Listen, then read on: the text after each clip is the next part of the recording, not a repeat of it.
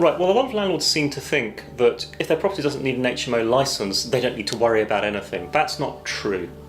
There are a set of management regulations, which we loosely call the HMO management regulations, that apply to all HMOs. So both Section 254 HMOs, where we've got people sharing, and Section 257 HMOs, which are blocks of flats which are not well converted, so old properties that have been converted into flats a long time ago. And they both apply both to licensable HMOs and non-licensable HMOs, and you're equally prosecutable in either case. And I've certainly seen plenty of cases where landlords have been prosecuted where they had an HMO that didn't need licensing, but they were in breach of the management regulations. So lots of people think they don't have to worry about it. They really do. And the fines for breach of the management regulations are now unlimited, and of course under the new regime in England you can be served with a civil penalty of up to £30,000. So these are serious issues.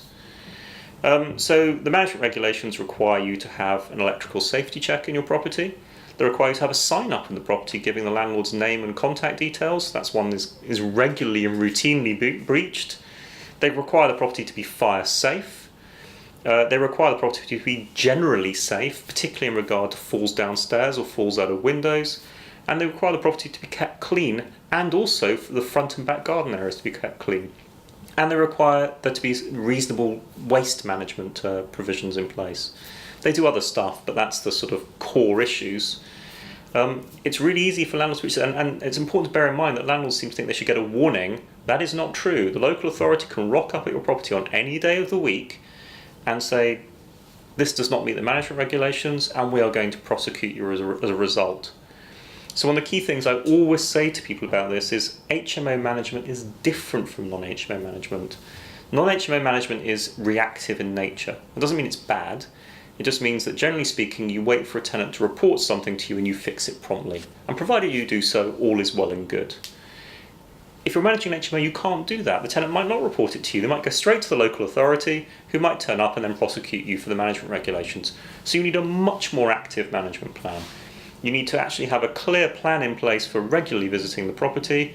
You need to have a clear set of evidence that you've visited the property, and I tend to prefer some sort of table or spreadsheet that looks at each part of the property, notes down when you inspected, says, front corridor, clean, yes, repair, yes, or clean, no, and then has a set of actions. You've got to show that you inspected the property on a regular basis, that you took action about things that were no good. So property wasn't clean. What did I do? Well, I wrote to all the tenants and told them to clean it, or I hired a cleaner and took it out their deposit, and then follow up as well. So classic things I see again and again and again, for example, would include not having a sign up in the property. That's pretty easy, but bicycles in the main entrance ways, clear breach for fire safety. That should be on your management inspection. Bicycle found in corridor, told the tenants to remove it, went back and checked a week later, bicycle gone. So you need to show that when a local authority officer inspects the property, if there are things wrong, that is the exception and not what they will tend to assume, which is that is the rule. So it requires a different approach, a much more pushy attitude towards inspection, and making sure you have real evidence. And that's one of the key differences between HMO operation and operating as a sort of family-let type landlord.